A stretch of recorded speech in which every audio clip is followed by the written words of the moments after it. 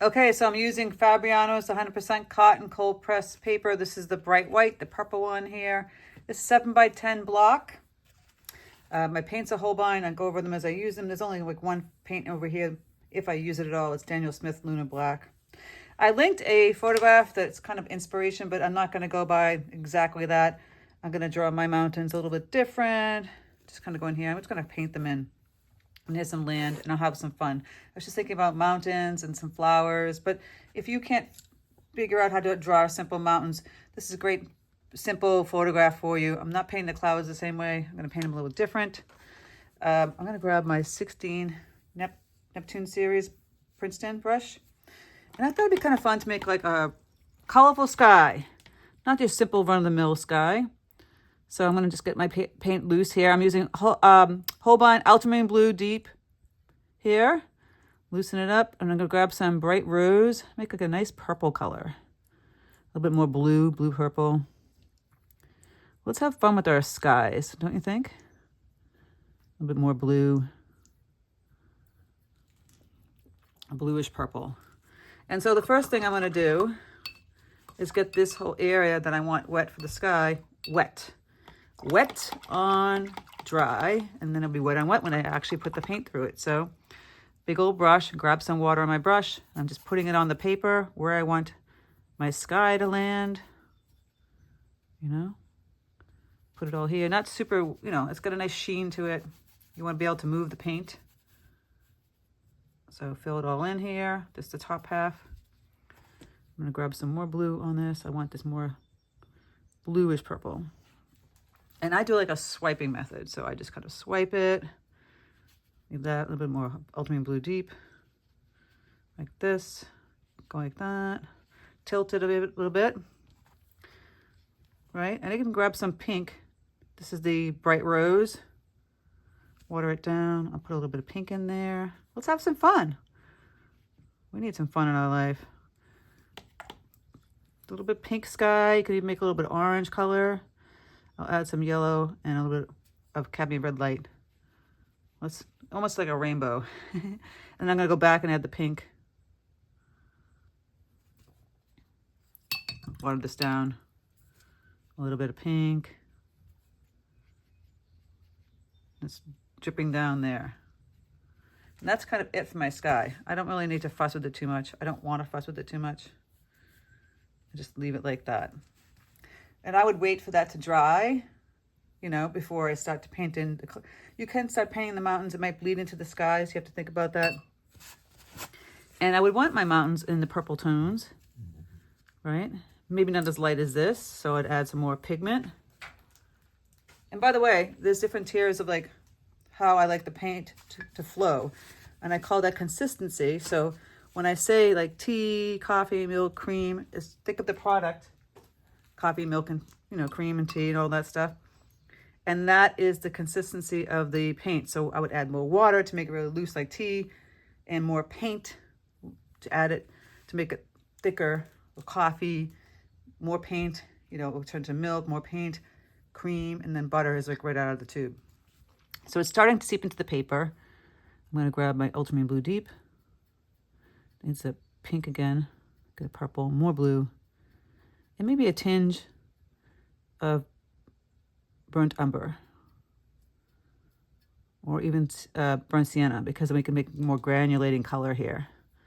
If I grab burnt sienna and ultramarine blue deep are great granulating colors together. What that means is that the colors are kind of, the pigments are heavy. And so if you have a paper like this, this is not a very textural paper. It's textural because it's cold pressed, but some other papers are really textural, and it seeps into those little textures and creates really kind of cool effects. You can see some of that happening here because ultramarine blue deep is a granulating color. So there's my purple. If it's too watery, I can tap it back on the paper towel. Put this color here for my mountain. And just go in like that.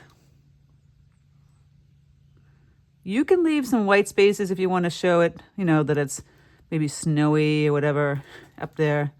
But I don't necessarily think you need it. It's up to you. It's more of this is a summery kind of painting. So I'm just going to put this down here. And that's my mountain. And now I'm gonna grab some green paint. I'm gonna mix some green paint. And I use cadmium yellow deep. Mine's a little dirty. My brush is dirty, so it's a little dirty. It's fine. Prussian blue. And if you use more Prussian blue and some burnt umber and the yellow, you get a nice darker green. So we're gonna play with these kind of greens. Mix it in here, you get more of a medium green, add more yellow. So, I'm gonna grab some more yellow in here. I'm just gonna mix in some bright green. Taking my wet on dry, my big old brush, see, I'm filling this in. This whole mass area in here. Because why not?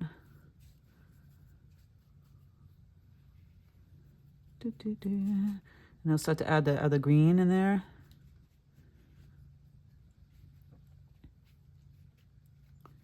Can play around with this color, and we can take this thick, see I'm making the paint thicker. You can't move it as much when you add some more Prussian blue and some burnt umber. I'm going to change my brush to a Princeton 8 long round and start to put in some little grasses like you see there. And I can get a little bit darker and grab a little bit more blue and a little bit more brown and some yellow. Now you see they have trees there, those pine trees. You can put them in or not. And a simple way for me to make those is basically like a line down and just kind of wiggling your brush back and forth. And you have a pine tree, right? If you want more nuance to it, maybe make a lighter color first and then add in some darker color. So the line down and wiggle. You can go back in afterwards and add some deeper color or not. You're filling this in. There's a lot of trees. I don't think it's necessary, but kind of fun. And there's a big pine tree over here, but like I said, we're not going to paint everything to the T. So again, line down here and just kind of wiggling the paint back and forth. A little bit thicker, it will move less, it won't move as much. Put another one down here. See, this one's thicker and it's really not moving, it's much darker. If it's too dark, you can kind of lift a little bit of the paint. Grab some yellow, light green. Made that one a little bit darker. I'll make this one a little bit lighter on the side. Again, line down, wiggle, wiggle. A couple little trees over here. So we're just playing with that. This tree, get a little darker. They don't have to be perfect trees. You kind of figure out that they're pine trees. And you see there's like a close-up of a kind of a pine thing here, but I think I'll put a pine tree here. And again, just kind of wiggling my brush side to side. Oh, I got a little green mark here. That's okay. We can kind of work with that. Put a big pine tree back there. See? No one would ever know. And maybe a small one in here. Little one. Just again, you just line and wiggling back and forth. I'll grab this deeper color here. Kind of bringing it down. Now we're starting to lose our wetness down here, which is fine. Mixing in the greens. I'm going to just do like this with our brush. The grasses. See, just really quick. You know, that paint, this paint is just drying, and we want this kind of different color lines happening here. Some a little bit darker. Some I'm going to move back and forth because we're like in the field. We're in the field with the flowers. It's that simple. You just kind of like, and as the paint gets a little thicker, like I'm doing here, it won't move as much. It won't, see, this is all bleeding and blending now. And now I'm making the paint thicker, so you can't really move the paint. Even though this is damp, it won't move as much. So getting a darker color down this section. See, it's very, very light down here. We don't want it light down there. It's supposed to be darker. So we can get this much darker by adding a color. Filling that in. Some paint. You can leave some spots that are light. Just kind of fill that in, right? And now I'm getting the thicker paint. I'm kind of putting the grasses. Woohoo! We go way up there. They can kind of bend this way and that way. Up and down, this way to side. Because you can see the photograph. They're like going this way and that way. Because it's a wild field. Woohoo! Now, if you wanted some grass in front of this guy, and you can't see it because there's that dark spot that I made, right?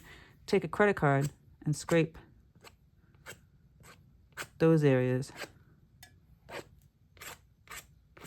The grasses. You can only scrape when the paint's kind of almost dry, it's seeping through, and to see it. Otherwise, it's just gonna, the paint will fold back into the paper. So again, I'm gonna make this darker color. It's very wet in here, so wet on wet, but the paint is thick. Hardly any water here touching this. And it will stay. You can do skinnier lines, skinnier leaves.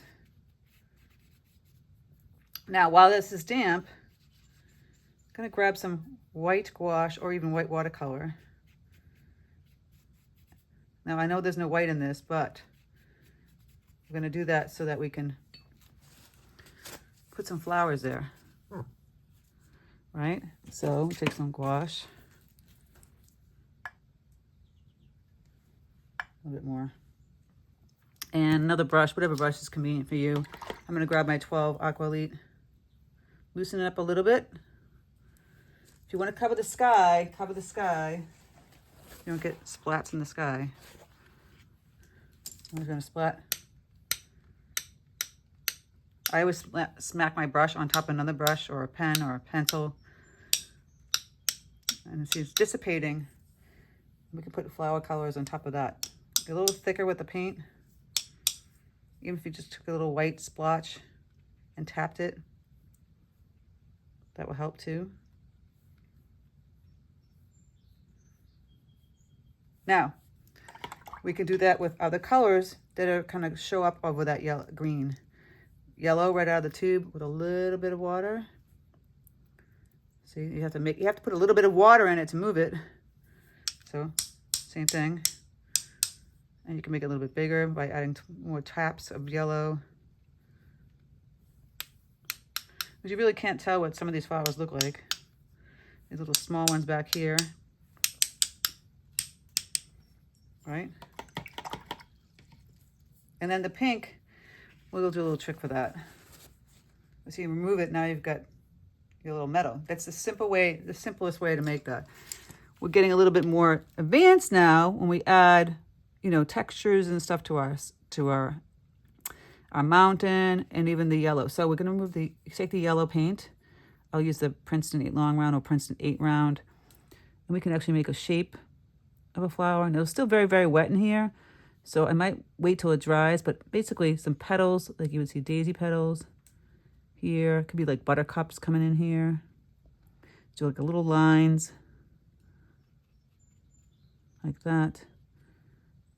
And even down front. Just some daisy petals. You can add some white to that.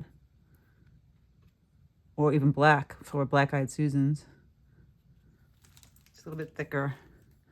Can even make a bigger one like you see in the photograph, like a big yellow one here. Don't be afraid to use the paint almost like right out of the tube. All right, I'm gonna let this dry and come back. So it's dry. You might not have like, you know, definitive stems anymore. You can go back when it's dry and kind of make the grasses. You can grab the darker color and really get in here.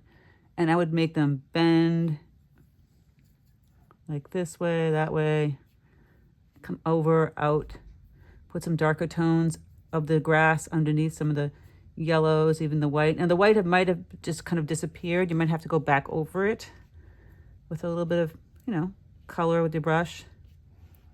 Don't be afraid to put some grasses like this way and that way, right? Because that's what the photograph looked like. The grasses are everywhere, here, there, and everywhere. Right, and get a little bit darker in my little shading here. And if you lost your tree, you know, just put a little bit of color here. You can put another tree in the front of that, another tree in front of that.